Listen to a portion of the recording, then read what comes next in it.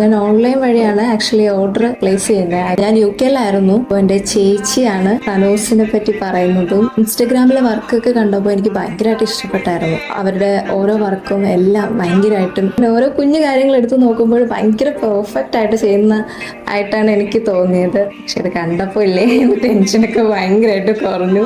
ഞാൻ ഭയങ്കര ഹാപ്പിയാണ് ആക്ച്വലി ഞാൻ ഇപ്പോൾ വന്ന സമയത്ത് ഭയങ്കര ടെൻഷനോടുകൂടിയാണ് കയറി വന്നത്.